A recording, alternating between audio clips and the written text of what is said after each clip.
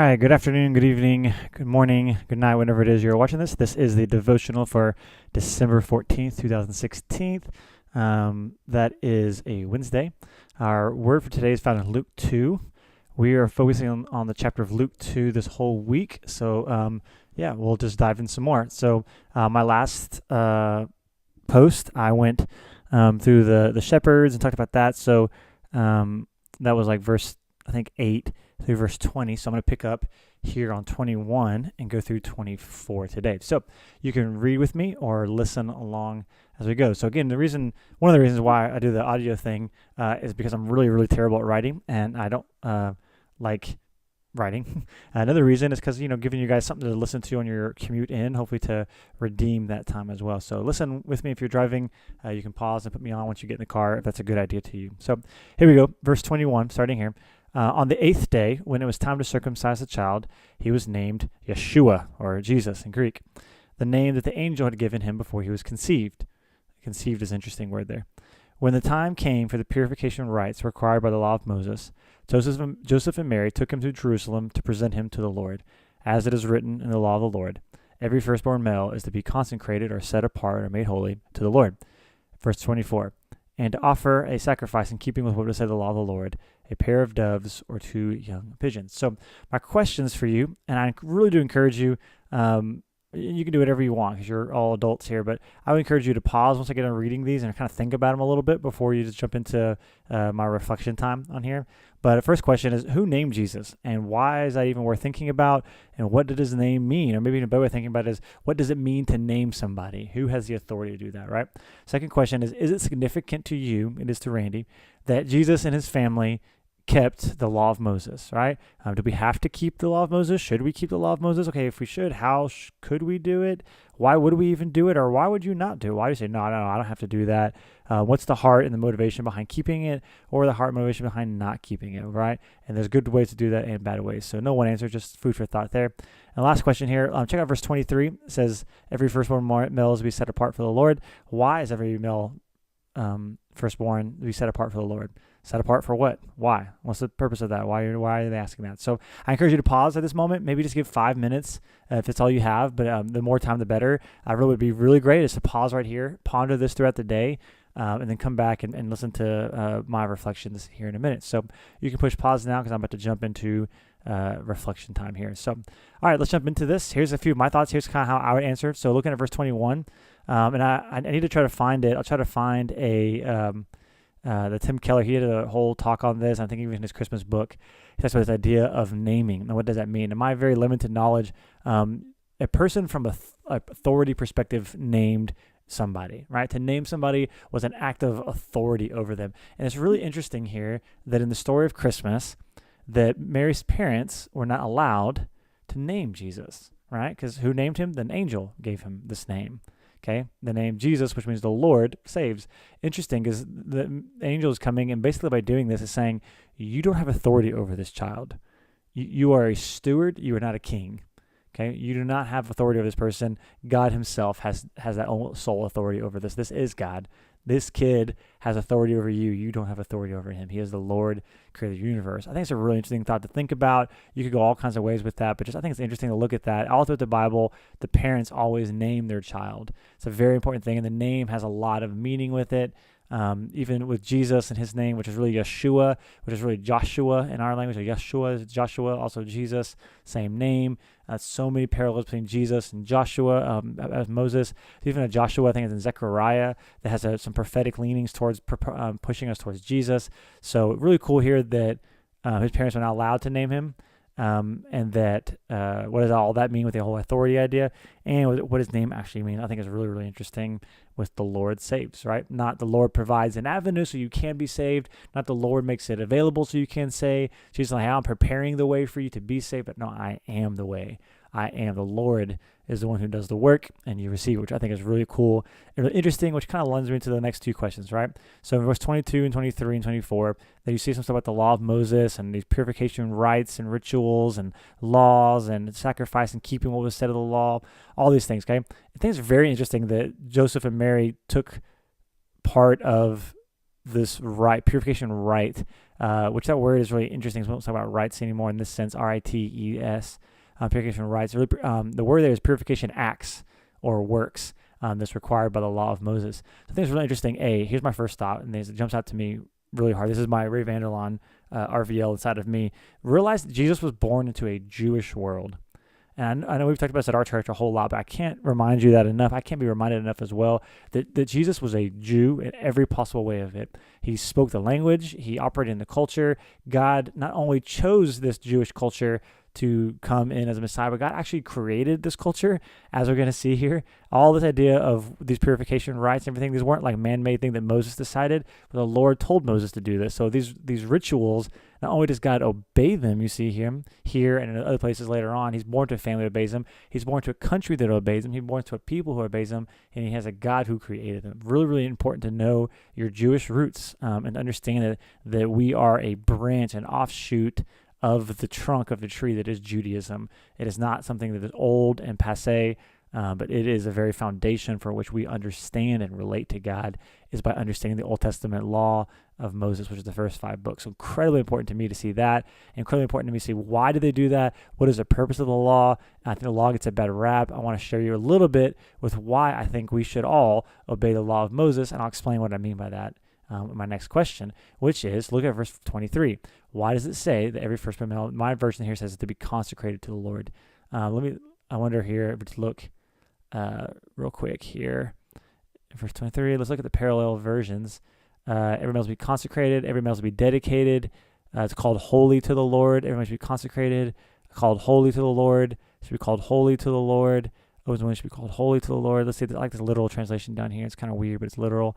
Every male opening a womb shall be called holy. Okay, holy means to be set apart. So yeah, every male is to be set apart, consecrated, given over to the Lord. Where does this come from? What does this mean? And how does understanding this help us understand what I think all of the law is about and why it's so beneficial for all of us to try to figure out how to apply that to our lives. So to understand this verse, he's quoting, right? There's little quotes there. Every firstborn, where does this come from? Where does it begin? So come back here to Exodus 13. So I'm here on Exodus 13. To understand Exodus 13, you got to understand Exodus 12. So I'll remember verse 7 right there. Okay. So Exodus 12 is the story of the Passover, right? So God just did the 9 plagues, right? Where they're not plagues against the Egyptians. They're plagues against the Egyptian gods, right? Every plague of water, of the Nile, of frogs, of cattle, of the sun, everything. Those are all things that the Egyptians and those people of the world worshipped. God is proving himself to be the only God and these other fake gods. Okay, right, that's what he's doing. So the last God that he has yet to punk and prevail over is Pharaoh himself. And so that's what the Passover comes. The Passover lamb, you hopefully know the story, right? God says, get a lamb, perfect lamb, no blemish, kill it, put his blood over the doorway on the outside of your house, and come in. There's a specific meal you have to eat and eat a specific way, and have unleavened bread, because, and it's interesting because this will be a memorial to you. Interesting word there. Remember that word, because in English we translate it different ways, but it's the exact same word. This day is to be a memorial to you, right? Now, this is very interesting. I'll get to it in a second. Just remember that word. To celebrate the feast throughout all of your generations. So it's an ordinance. Now, ordinance sounds different to us than memorial, but they're the exact same word. Don't be confused, right? That word rite, R-A-T-E, same word, right? So do all these things. Remember unleavened bread, all these kind of things. A memorial for redemption. The Lord is going to pass through. He's going to kill the Egyptian. When he sees the blood, he's going to pass over you. All these kind of things, right? This should be forever. An ordinance for your children forever into the land. You should observe this rite or this ordinance or this memorial, right? All the same word. So God does this. Pharaoh's son dies. All people, either their firstborn son dies, their firstborn of their cattle dies. They're like, okay, get the heck out of here. We're done. We're over. They have this ordinance. So now this ordinance, this rite, this memorial of the Passover is set up, right? And then you come to the consecration of the firstborn, okay, which it begins right here in verse 7 with the feast of unleavened. Okay, look at why he says it. Unleavened bread shall be eaten for these 7 days, and nothing leavened shall be seen among you, nor shall you see any leaven among your borders. Okay, why? Verse 8. You shall tell your son on the day that you celebrate this. We're doing this because of what the Lord did for me when I came out of Egypt. And it shall serve to you as a sign. That word sign, same thing as a memorial, same thing as rite, same thing as ordinance, the exact same word in Hebrew. Serve to you as a sign on your hand. And as a reminder, this is the key word right there, reminder on your forehead that the law of the Lord, check that out, the law of the Lord, okay, maybe in your mouth. For with a powerful hand the Lord brought you out of Egypt. Now keep this ordinance, this reminder, okay, this festival, this rite, this memorial, keep it as a point of time from year to year. Now, when the Lord brings, in verse 11, when the Lord brings you from the Canaanite, which were your fathers, you shall devote, okay, or consecrate, or make holy, or set apart for the Lord the firstborn of every womb, every beast to every males, right? They all belong, they now belong to the Lord, right? But every firstborn of the donkey, if you give the lamb, if you don't, blah, blah, blah. Forget that's not that important. Verse 14.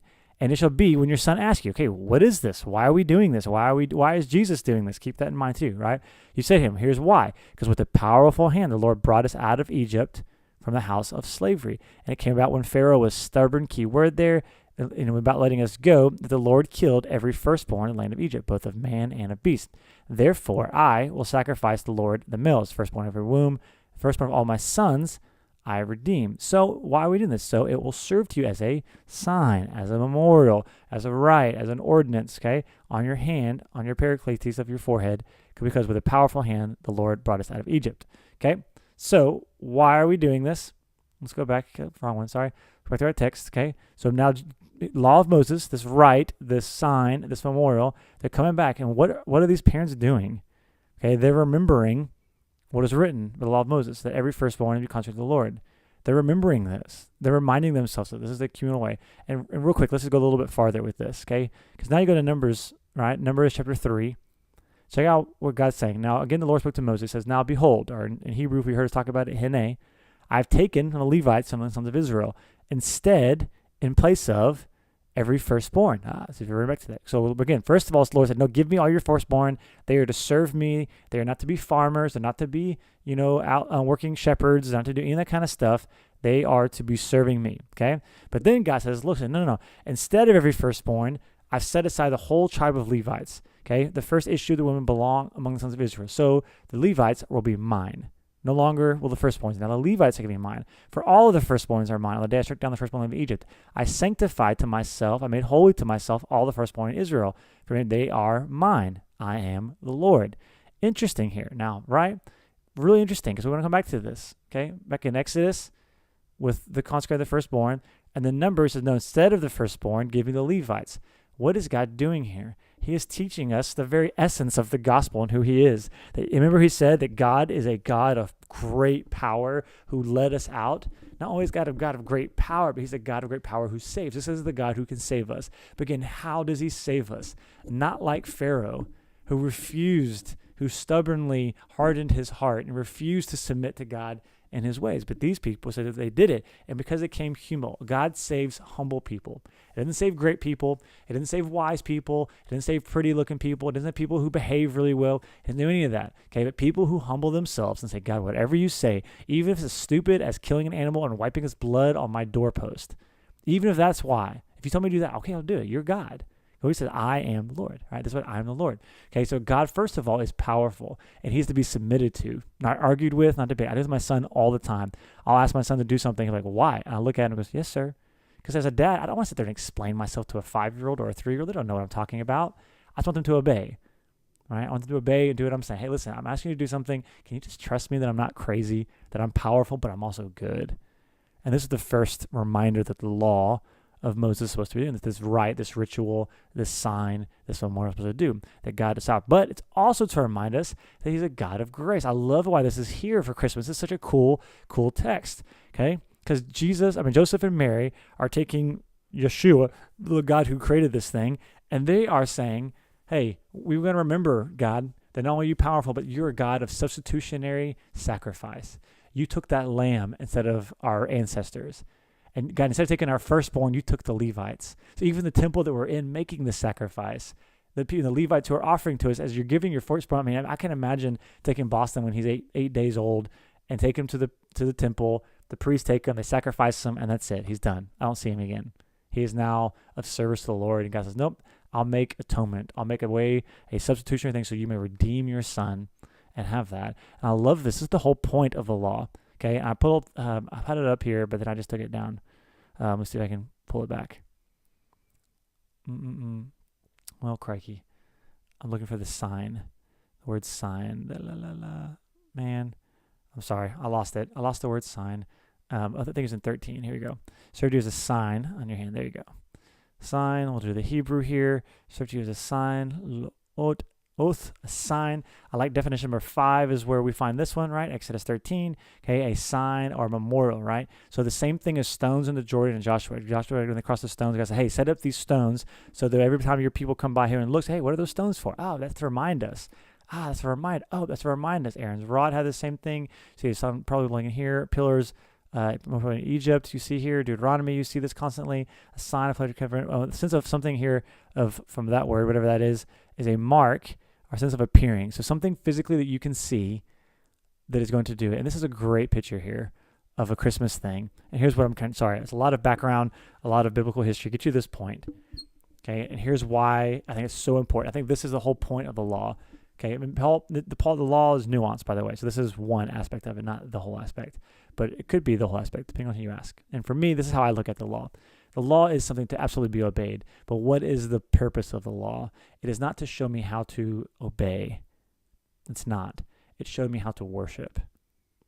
And that's the most important thing. Because if I worship God, obedience is a fruit of worship.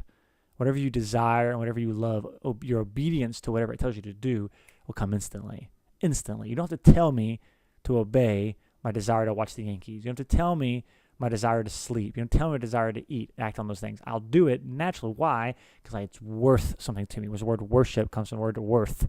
Worth to me. What has the most worth to me? And here's what the law is teaching. Here's why it's so important that Joseph and Mary and Jesus and for you and for me also. So we've got to find ways to remember what the Lord has done. Not just in Egypt, although that's very important, but also in your own life and in my life. And specifically in this season, this month, we're remembering what God did by the incarnation. That God it's like taking the radioactive power of the sun, which is astronomical, and somehow condensing into a light bulb. And that's what God did at Christmas. That's what he did. That's what he celebrated. Holy God, our God is incredibly powerful, but not only is he incredibly powerful to save and bring us out of Egypt, out of the land of slavery, of sin, and our own bad worship, but also to remember he's a God of grace, that he passed over like we saw in Exodus 13. But not only like that, but also that he also passed over our passing over in Numbers 3 by having the Levites take the place of the firstborn. The firstborn took the place of the firstborn dying in Egypt. And now we have Jesus here, the ultimate firstborn male, who God didn't obey his own law. God didn't obey. God didn't withhold his first son and redeem it by the Levites. The law could not do what Jesus did. You can't redeem that way. You can't substitute it with another animal, with pigeons or any of that kind of stuff like you see here with 2 doves or 2 pigeons. But Jesus and God, through Jesus, disobeyed his own law so that we could have the ability to obey. I think it's amazing. Amazing picture in Christmas of we've got to remember this God who is so richly, so powerful, but also so richly poured out his grace on us that instead of taking every right he had to pass over his own son, to stay in comfort, he gave up all comfort of heaven and earth so we can experience ultimate comfort. He gave up all ultimate approval. He gave it all up so that we could understand what that feels like to be so perfectly loved and perfectly known. God knows how jacked up and how frail we are, and he still chooses to love you and embrace you. And it's an amazing, amazing thing. And the only reason that happened is because his firstborn was not consecrated. His firstborn was holy, but in a different way. His firstborn was not passed over, but we were, and he was the ultimate lamb. So I love this, all of this stuff for me. Anytime I see the word law of Moses, I think that's what it reminds me of. The Christmas story reminds me of this. And this verse about the firstborn, back to Exodus and in Numbers, it's a great, great reflection. So I hope that answers my questions here. I hope it's not too much of a ramble. I don't know how long I've been going here, but I love this text. I love this law here in Exodus, this rite, this sign. Remember that God wants your worship more than your obedience. He wants them both. But he knows if he can get your heart. That's why the Bible says to guard your heart, because from it comes everything. And that's why I say this Christmas season, guard your heart. What are you remembering? What is the rituals? What is the rites, the ordinances, the memorials doing? What are you remembering? What are you thinking about? What are you hearing over and over in your head? Oh, I wish I had blank. Oh, I wish this was not how it was. Oh, I wish this. Listen, everything you ever wanted or needed, Christ has perfectly provided for you. Remember that this Christmas season. Have a great one. Peace.